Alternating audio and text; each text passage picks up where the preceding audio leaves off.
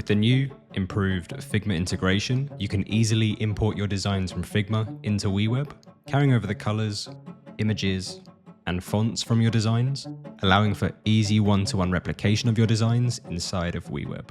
Let's jump in. So, to get started, you'll simply want to switch over to Figma, and in Figma, click this icon in the top left, go to Plugins, and then Manage Plugins.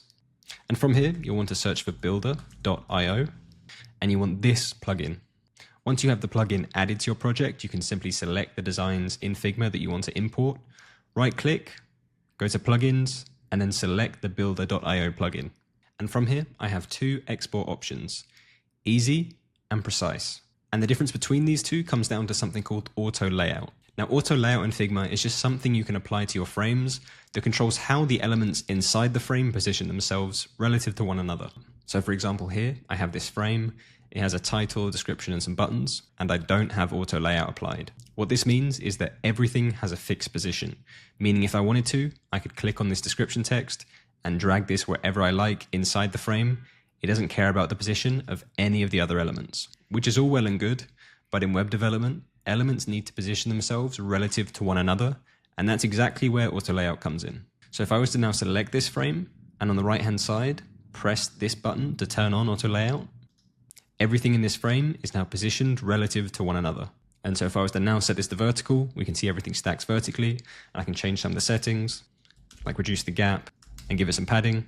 And so if I was to now drag the description text, we can see all of the other elements are aware of each other's position, and move along with the text. So whenever we want to export our designs to WeWeb, we'll select Easy if we haven't used Auto Layout, and Precise if we have. So now moving back to this design that I want to import into WeWeb, there's one last thing I need to do to prep it for the import, and that's mapping the components. So here we have a search input, and then here we have these side nav buttons, and we'll want to map these correctly so that when we import this design into WeWeb, we have an input and we have buttons instead of just standard divs. And so to do this, we need to name and tag the layers. So in the case of the search input, I can just click into the layer. And so here I have the input. And so I now need to tag this as the corresponding WeWeb component. In our Figma documentation, there's a full list of all of the available tags. And here I can see there's a WW input tag that I can apply for it to be mapped as an input component. And I can see that if I include the keyword search, then it will be correctly configured to be an input of type search. And I can also see that there's a WW button tag that I can apply to map a layer as a button. So in Figma, I can name our search input as WW input to tag it correctly. And I'll name it search so that the input type is configured correctly. And then for this side nav button, I will do the same. So I will name this WW button, and I'll just call it side nav button, like so. Now, I'm not going to tag all of the components in our design, but hopefully at this point you get an idea of how you can go about tagging the components so it's ready for import. So now my design is ready. I will click onto the outer layer, right click, go to Plugins, Builder.io, and since we have used Auto Layout in our designs, I'm going to select Precise mode, and then press Export Design. And it will now analyze our design and prepare the export. So now the export is ready, I can simply press Copy to Builder, and I can take this over to WeWeb. Now in WeWeb, in the Import from Figma modal, I can simply press Paste from Clipboard in the bottom right. And we now go through the mapping process. So here for the colors, it will have detected any color variables inside of your Figma designs and prepared to import them into your WeWeb project. And for each color, there's three options. So you can either create a new color variable inside your project, use an existing color variable, or choose not to map the color variable. If you select use existing, you have the ability to select an existing token from your project. And if you already have a color variable in your WeWeb project with an exact matching name to the one coming from Figma, then it will automatically detect this and assign it to use that existing color variable inside your project. In my case, I just want it to create a new color variable for all of the colors. So I'll select create new and I'll press next. And we now need to do the same for images. And here we have similar options to those available for colors.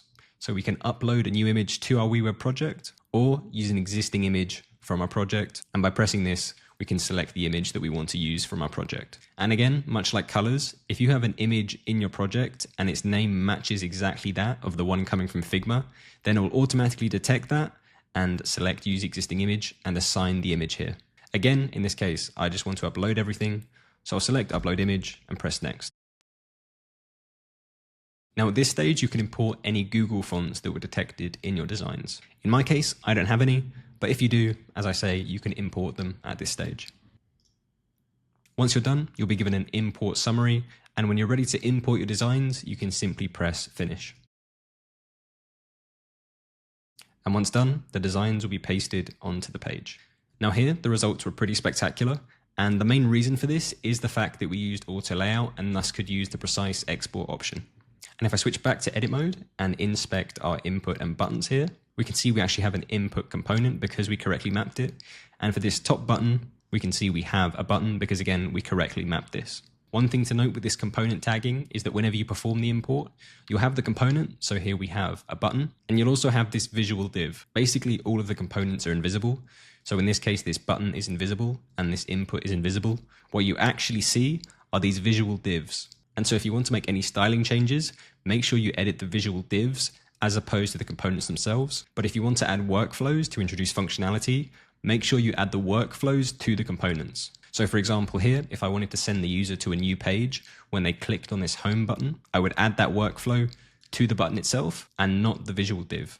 Now finally, just to showcase the quality of the export compared to when you're using auto layout versus when you're not, I have these two calendar components. One has auto layout and the other doesn't. And so for example, if I was to first export the one that doesn't have auto layout, because it doesn't have auto layout, I'm forced to use the easy export option. And so I'll export this and it will go through the same preparation process as it did for precise.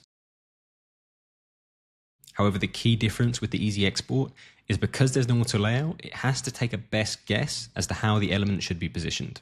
And so it will give you two positioning options to choose from. Here in the first one, I can see that this isn't correct. And likewise for the second one, I can see that this also isn't correct. And again, this comes down to the fact that we didn't use auto layout. And so it purely has to take a best guess as to how the elements in our frame should be positioned. However, if I was to now export the one that does have auto layout, and so now use precise mode, when I take this over to WeWeb and paste it in, we can see because we used auto layout and thus could use the precise export, what was imported into WeWeb was basically a one-to-one replica. Now, one thing to note at this stage is that all of your imports will be imported as their own individual section. So in this case, I imported the date picker and it was placed in its own individual section, but perhaps I want to place this date picker into another already existing section. Well, to do so is simple. All I need to do is open up the section and then drag the content into another already existing section, like so.